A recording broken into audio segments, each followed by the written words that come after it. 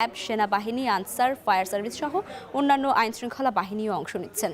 এ বিষয়ে আরও জানাতে বরিশাল ৫ আসন থেকে যুক্ত হচ্ছেন অমিত হাসান। অমিত, বলছিলাম যে এই মহড়া অনুষ্ঠিত হচ্ছে, মহড়ার প্রস্তুতি কেমন দেখছেন, কি বলছেন তারা?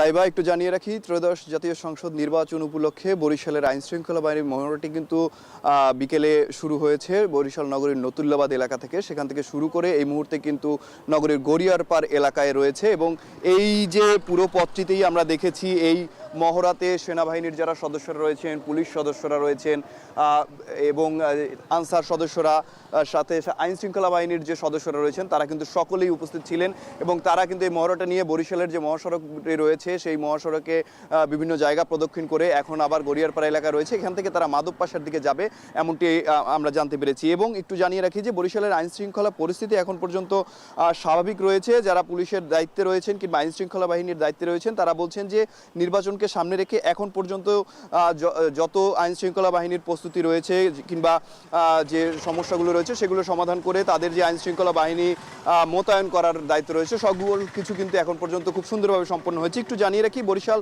মেট্রোপলিটন এলাকায় ১৯৯টি কেন্দ্রের জন্য ১২৮৫ জন পুলিশ সদস্য মোতায়েন থাকবে, মোবাইল টিম থাকবে ২৩টি, এছাড়া ১০৩টি বডি অন ক্যামেরা এবার নির্বাচনে কিন্তু থাকছে পুলিশের পক্ষ থেকে। এবং সেনাবাহিনীর পক্ষ থেকে বলা হয়েছে বরিশাল জেলায় ১২০০ থেকে ১৪০০ সেনাবাহিনী মোতায়েন থাকবে, প্রতিটি উপজেলায় ১০০ জন করে থাকবে প্রায়, এবং মেট্রোপলিটন এলাকায় ৪০০ জন সেনা মোতায়েন থাকবে বিভিন্ন কেন্দ্রে।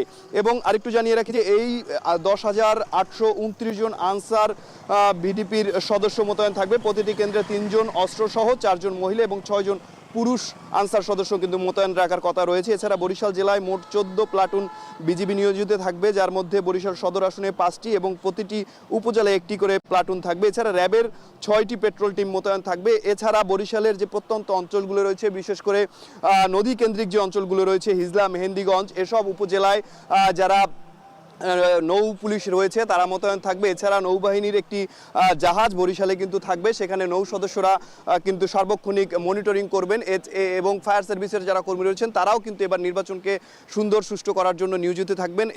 এরকমটাই আমাদেরকে জানিয়েছেন জেলা রিটার্নিং কর্মকর্তা। এবং এই মহড়াটাই কিন্তু বিকেল থেকে শুরু করে এখন পর্যন্ত চলমান রয়েছে এবং তারা এই মাধবপাশা পর্যন্ত আজকের মতো যে মহড়াটি রয়েছে সেটি গিয়ে শেষ করবেন এবং বরিশাল নগরীও কিন্তু তারা প্রদক্ষিণ করবেন বলে আমাদেরকে জানানো হয়েছে। তো বরিশালের আইন শৃঙ্খলা পরিস্থিতি নিয়ে এই ছিল আমার কাছে সব শেষ। লাবিবা, জাতীয় সংসদ নির্বাচন উপলক্ষে